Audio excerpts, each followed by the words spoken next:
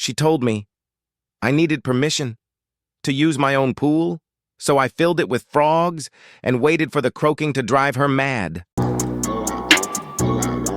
HOA Karen told me I needed permission to use my own pool, so I turned it into a frog pond. Part 1. The red tag and the first cup of coffee. I was still in my bathrobe, barely halfway through my first sip of coffee, when I noticed something flapping from my front gate.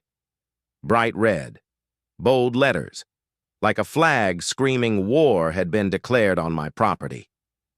Notice of violation, unauthorized use of private recreational facility.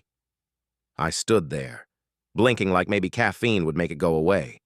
But no, it was real. My pool, my backyard, my life. And apparently, I was in violation of my own happiness. It would have been funny if it wasn't the third time that week Karen had tried to crawl out of her pastel nightmare and inject chaos into my mornings. The first time, she showed up with an HOA pamphlet in one hand and a literal measuring tape in the other.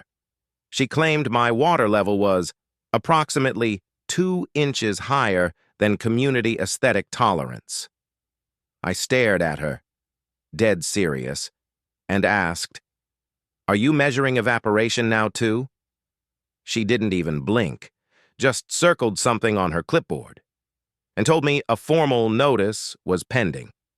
I brushed it off. Harmless pettiness, right? Mistake. Number 1. Part 2. The clipboard queen declares war. I made the mistake of thinking that was the end of it. It wasn't. Karen escalated faster than a squirrel on espresso. She'd recently declared herself the chairwoman of the neighborhood HOA Compliance Committee, a role that didn't exist, wasn't voted on, and had no backing from anyone except her label maker. I'm not even joking. She literally printed a name badge, taped it to her chest, and started holding official meetings in her garage. No projector, just her iPad, being passed around like a sacred tablet of bylaws and badly lit cell phone photos. I walked down to the gate and tore the notice off. The wording made my eyebrows hit the ceiling. Any aquatic activity that could disturb the visual or auditory serenity of the neighborhood must be pre-approved by HOA consensus. Auditory serenity? I stared at that sentence like it had personally insulted my dog. Then I flipped the page, and there it was. Signed, Karen H., Acting Chair, complete with a hand-drawn smiley face. A smiley face on a violation notice. What made it all worse? My pool wasn't even being used. No kids, no parties, no music, just me, swimming silent laps in the evening. Apparently that was too rowdy for the queen of clipboards. I stared across the yard at the water, still steaming under the morning sun, and felt it, that little snap. Not rage, resolve. Part 3. She wants control. I give her chaos. I walked out to the back deck, coffee still in hand, and sat in my Adirondack chair like it was a throne. Lucky, my golden retriever, padded out beside me and plopped down with a groan, like even he was tired of Karen's nonsense. I scratched behind his ears and whispered, "She wants to play? Okay then, let's play." See? I've lived in HOA neighborhoods before. I know the rules, the unspoken ones and the ones buried in 60-page PDF attachments. But this place? It wasn't a neighborhood. It was a suburban monarchy. And Karen had crowned herself queen.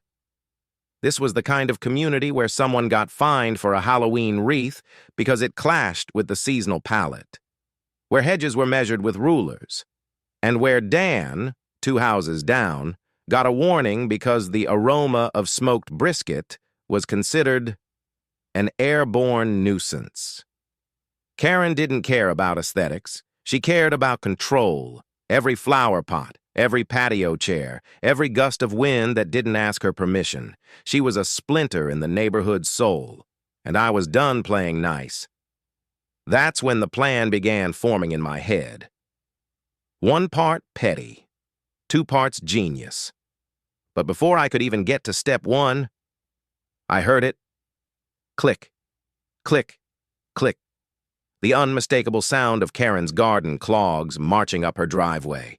She was humming again, like some kind of suburban villain with a soundtrack. She stopped, turned toward my yard, squinted at the water like it offended her very existence, then scribbled something on her clipboard with such fury, I swear I saw smoke. I didn't wave this time. I just smirked and thought to myself, "You want a war, Karen? I'll give you a swamp." Part 4. The Meeting, the Flamingo, and the Plan. That afternoon, I got an email.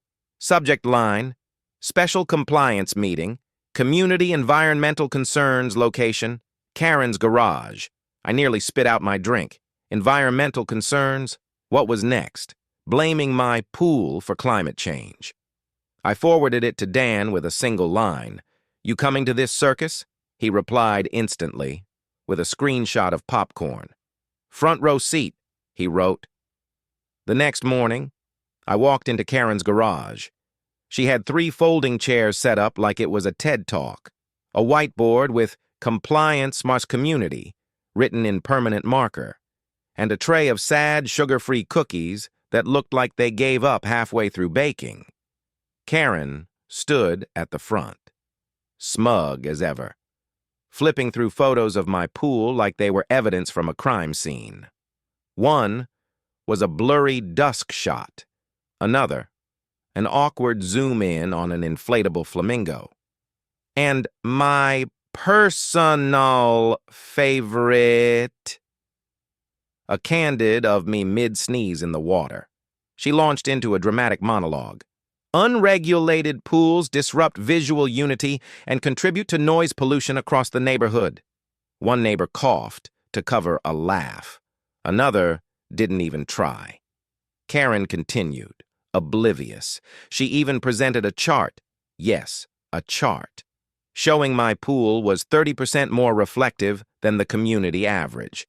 That's when it hit me. She wasn't just annoying, she was obsessed.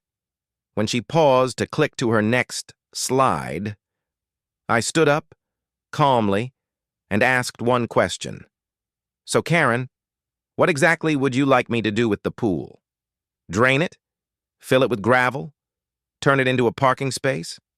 She hesitated, just for a second, then said, "I just want compliance. You need permission to use it recreationally." That was all I needed to hear. I smiled, nodded, and replied, "Got it. I'll make sure no one swims in it again." That night, under a silver moon, I opened my laptop and typed into the search bar, "How to legally turn your backyard pool into a frog pond."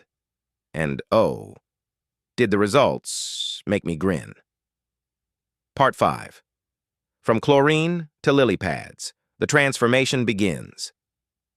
The next morning, I woke up feeling something I hadn't felt in weeks. Calm. But not the kind you get from solving a problem.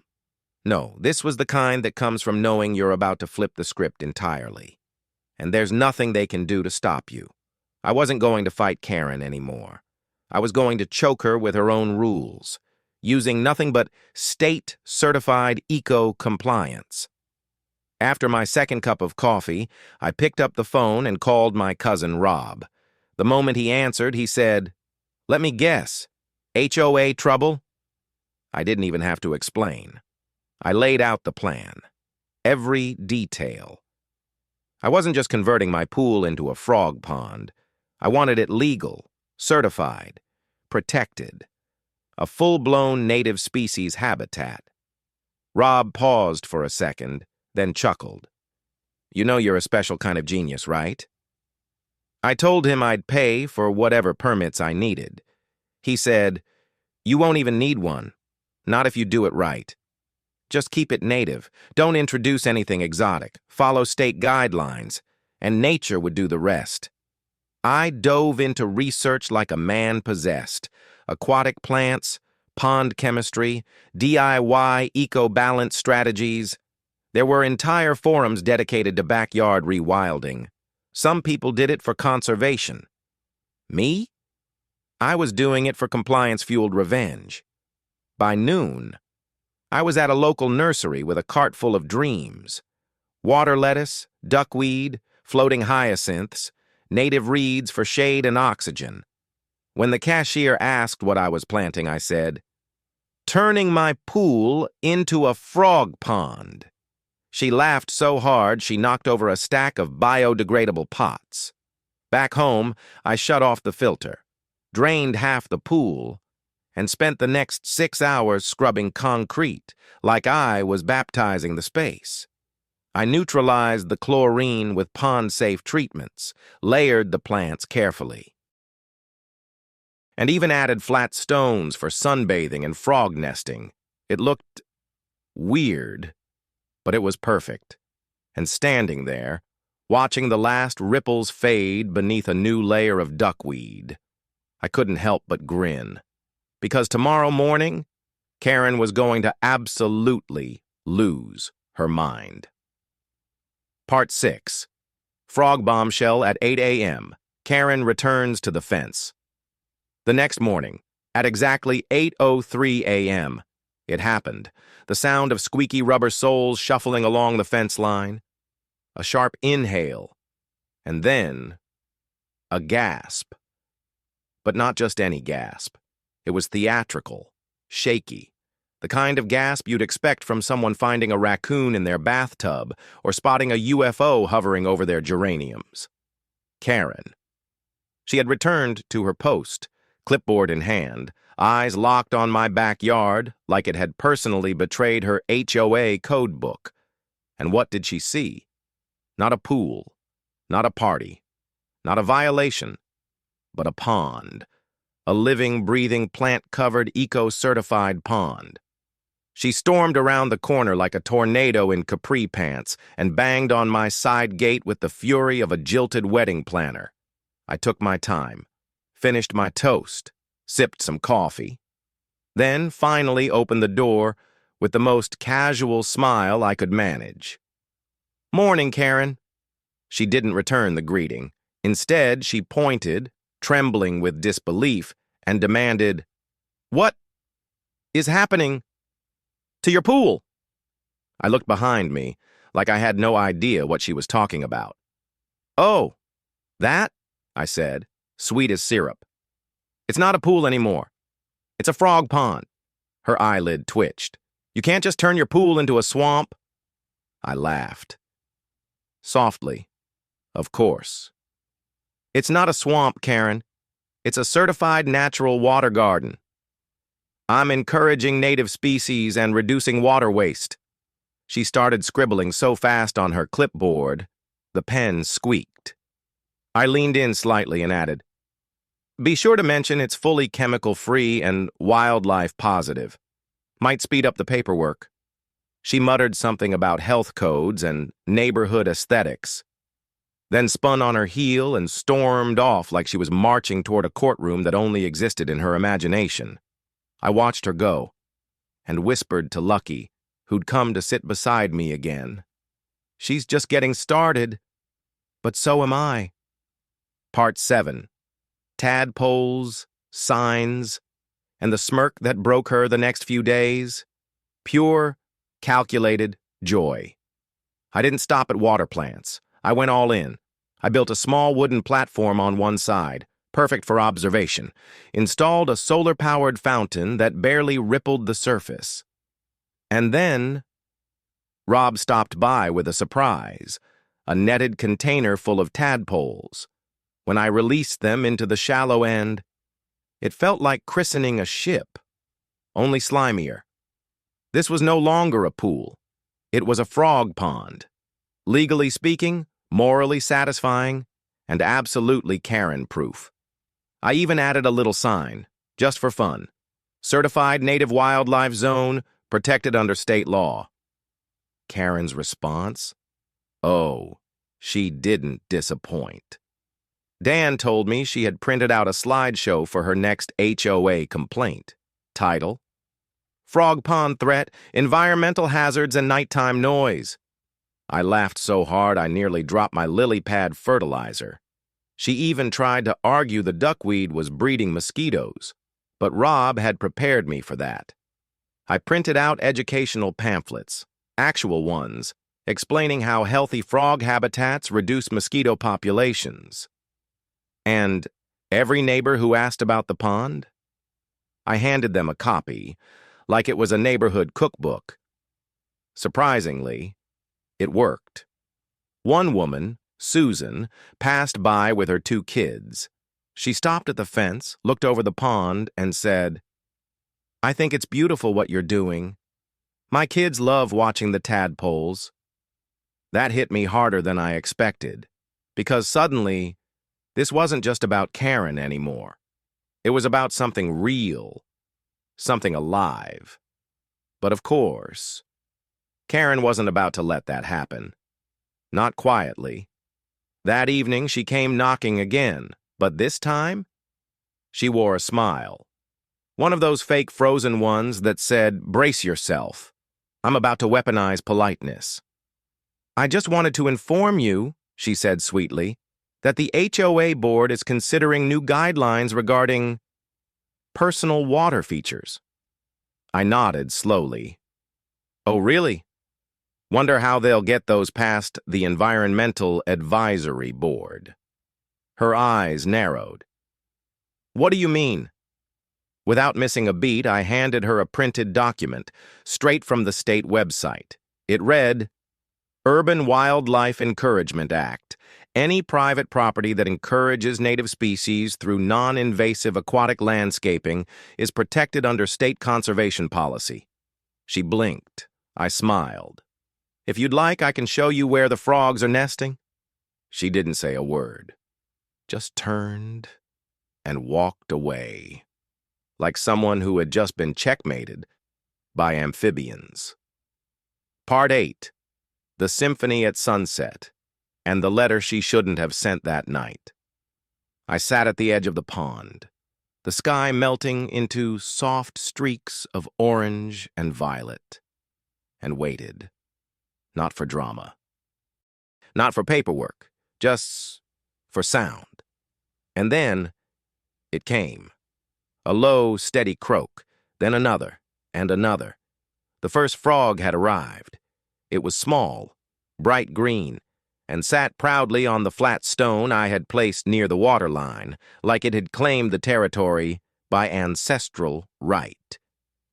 I watched from my kitchen window, mesmerized. It croaked again, as if to say, "This is mine now." 3 more frogs showed up by the weekend. They peeked through lily pads, sat still like tiny statues, then erupted into song the moment dusk settled in. It wasn't noise. It was nature's victory anthem. But Karen didn't see it that way. On the 3rd night of croaking, when the frogs hit their peak chorus, I heard her, shouting, from across her lawn, screaming something incoherent about decibel levels and amphibious harassment. The next morning, I found it. A letter, taped to my mailbox in handwriting so aggressive it looked like the ink itself was angry. Phrases like public nuisance, auditory assault, and visual degradation were underlined twice. I didn't even finish reading it. I placed it gently into my paper shredder and watched it disappear, with a hum of quiet satisfaction. Because this wasn't just about annoying Karen anymore. I was thriving. The frogs were thriving. The neighborhood, even that was starting to change. People smiled when they walked past. Kids crouched by the edge to look for tadpoles. And me? I had found a new kind of peace, one that croaked. Part 9. The Pond Warming Party, and Karen's Public Meltdown. It started as a joke, A casual idea tossed around in a group chat with Dan and a few other neighbors. I should throw a pond warming party. No RSVP, no printed invites, just a few texts, a pitcher of lemonade, and some frog-themed napkins I found at a dollar store. I set out a few lawn chairs by the pond, strung up a line of solar lanterns, and waited. I didn't expect much, but people came. Dan showed up with homemade brownies. Susan brought her kids, and they ran straight to the water's edge, whispering like the frogs might understand them. We laughed. We swapped stories. We passed around lemonade and brownies like we were celebrating a tiny wetland miracle. No one mentioned the HOA. No one even said Karen. It was peaceful. Until it wasn't. She came marching down the sidewalk, like a pastel freight train with a clipboard holstered at her side and fury in her eyes. She stopped, just outside my property line. Arms crossed, visor low. Tap, tap, tap. Her foot hit the pavement like a countdown clock. Nobody stopped laughing. Nobody even looked at her, so she cleared her throat, loud and deliberate. I turned, still smiling. Oh. Hello, Karen. Lemonade? She stared at me like I'd offered her poison. Then, she raised her phone high and announced, to absolutely no one, I'm recording this gathering for documentation purposes. I nodded. Make sure you get my good side. The kids giggled as a frog leapt into the water behind me with a dramatic plop. One of the boys turned and asked her, dead serious, Do you want to name a frog? That almost did it. Her face twitched, like her soul short-circuited. She spun around, walked off, snapping pictures as she went. I imagined the captions in her imaginary report. Unauthorized amphibian assembly. Crimes against silence. But I wasn't worried, because the neighbors, they weren't on her side anymore. They were here, with the frogs. Part 10. The inspector, the certificate, and Karen's jaw hitting the fence. 2 days after the pond warming, there was a knock on my door. Not Karen, not a neighbor. A man, mid-40s, khakis, tucked-in polo, clipboard in hand. The universal uniform of county-level enforcement. Good morning, he said politely. I'm from nuisance control. We received a complaint about loud animal noises and potential mosquito breeding. I smiled like I'd been waiting for him all week. Of course, I said. Coffee? He declined. Professional. Courteous. Legit. So I walked him out back. Let the frogs sing their little hearts out. He stood silently for a while, hands behind his back, watching the pond like it was a museum exhibit. Then he started asking questions. What aquatic plants have you introduced?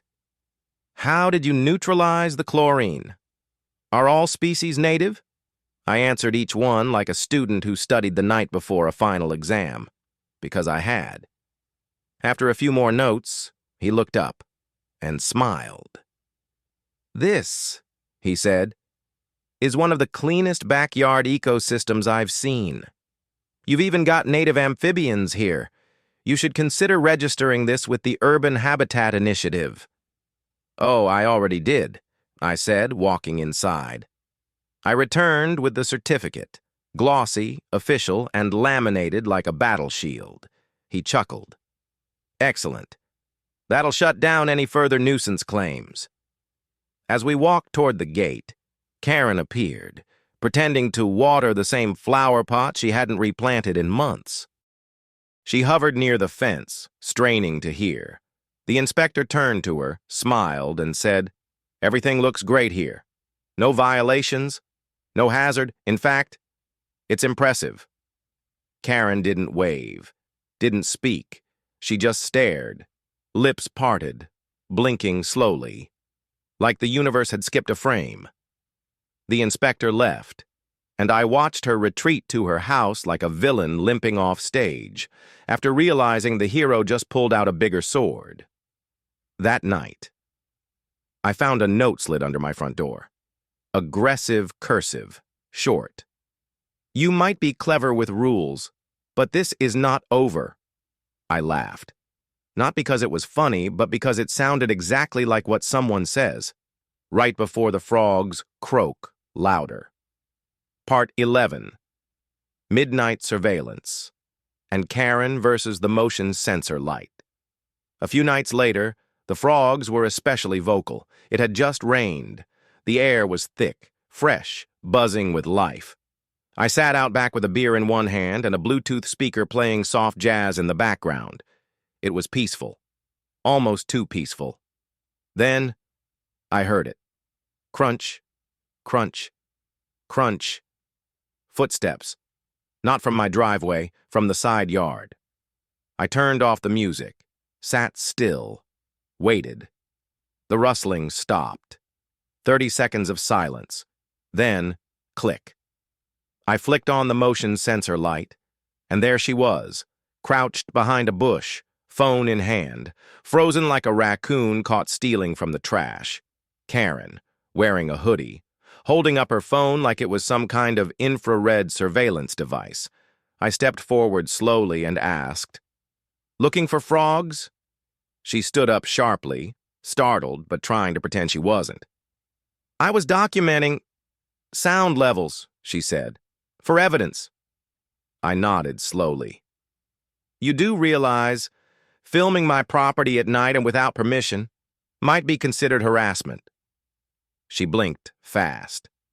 "This is for the good of the community." I smiled, calm as ever. "Perfect. The police can sort that out when they review the footage from my security cameras." She didn't reply.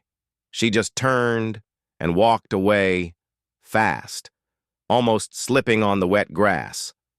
I didn't bother calling anyone. I didn't need to. Sometimes, just letting someone know they've crossed a line is enough. By morning, everyone knew.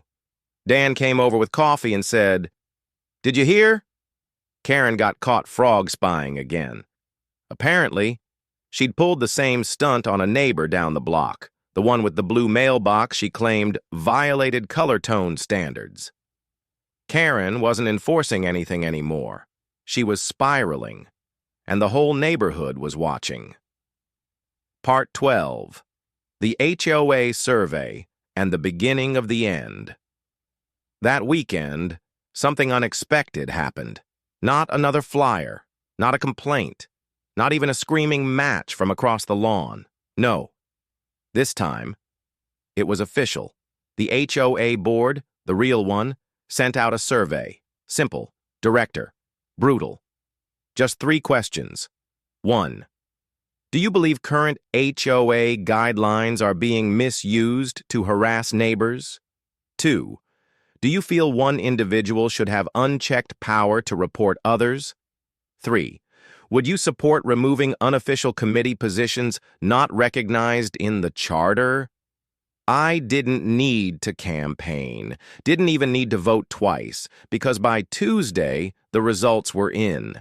90% voted yes to all 3. Karen's fake title?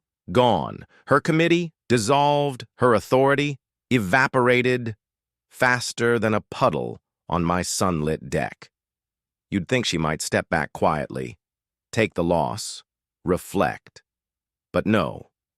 She went full Karen, door to door, wearing a wide-brimmed hat and clutching printed packets labeled Community Preservation Emergency Plan, 10 pages long, filled with rants about noise pollution, water features, mental disruption due to nocturnal croaking, and, I kid you not, the threat of ecological rebellion.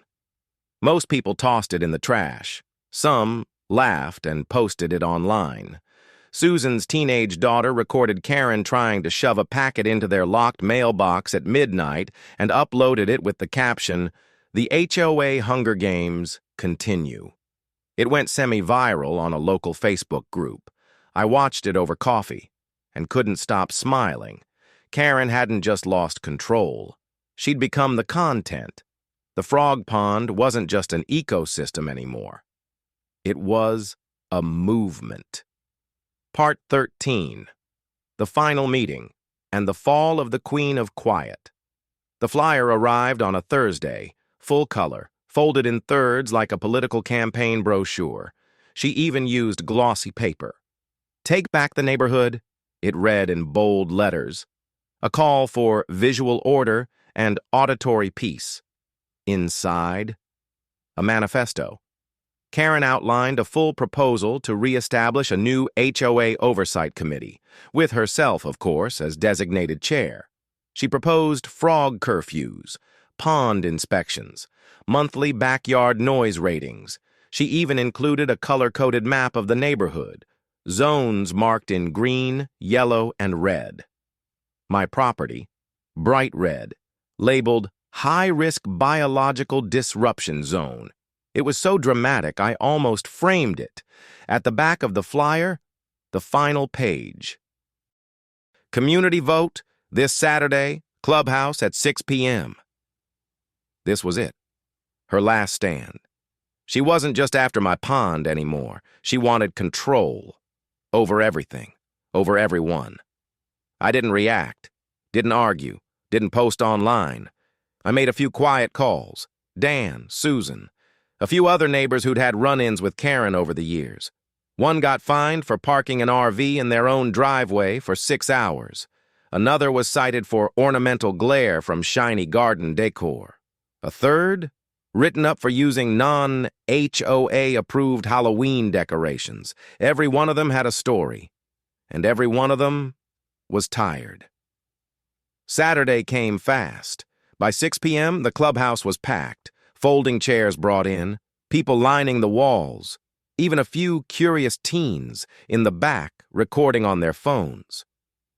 Karen stood at the front, pastel blazer, wireless mic, PowerPoint remote in hand, like she was launching a campaign for HOA dictator. She opened with a speech.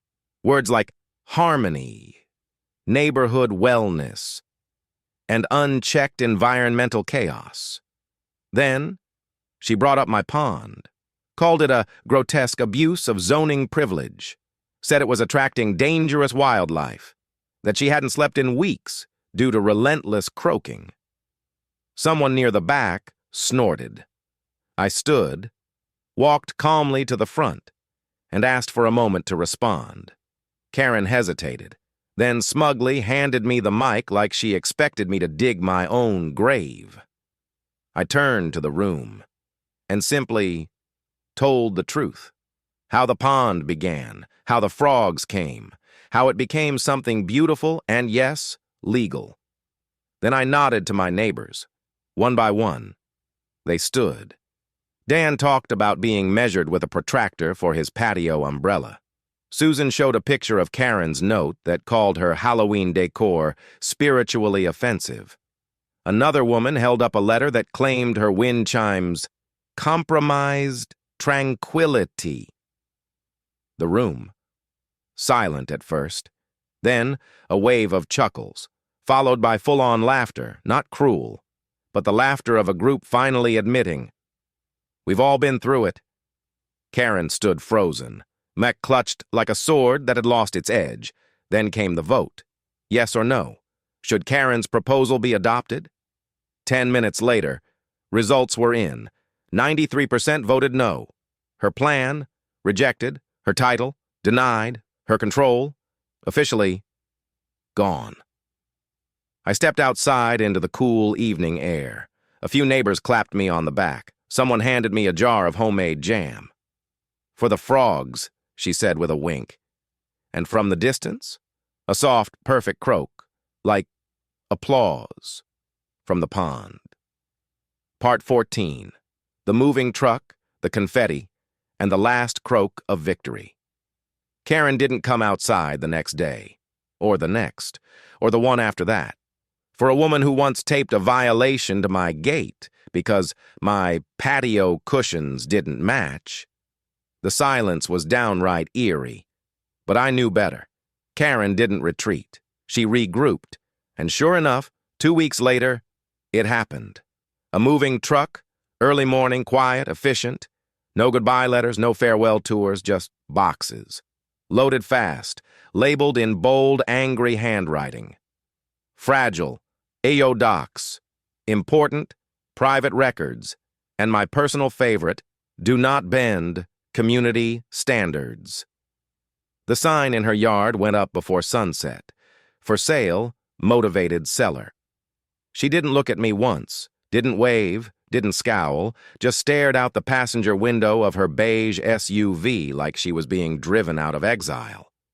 As the moving truck pulled away, someone, I still don't know who, set off a confetti cannon by my mailbox. Tiny pieces of green and gold paper rained down across the lawn. Dan brought out folding chairs. Susan made lemonade. The kids decorated a sign that read, Frogs 1, Karen 0. We called it the Freedom Float Fest.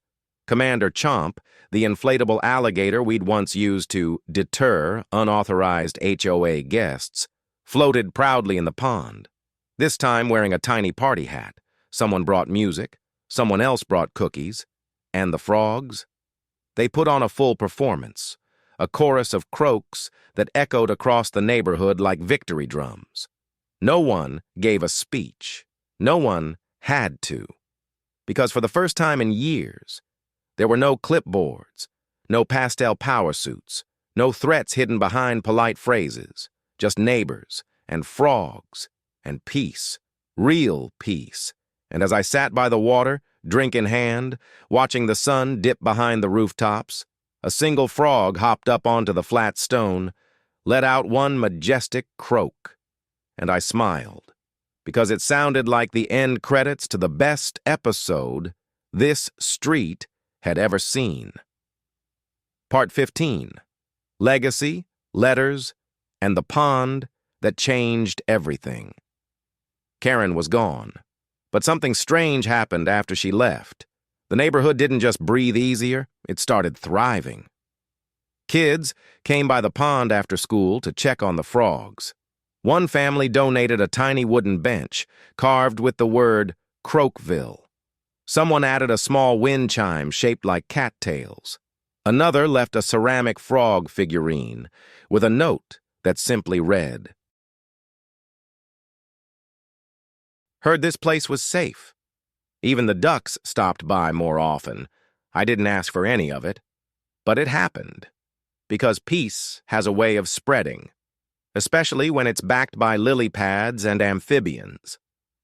Then came the mail, dozens of envelopes, some from nearby neighborhoods, some from complete strangers, asking how I did it, if I needed permits, if I'd speak at their next garden club. I didn't feel like a hero. I didn't want to be a symbol, but I replied to a few because I knew exactly what it felt like.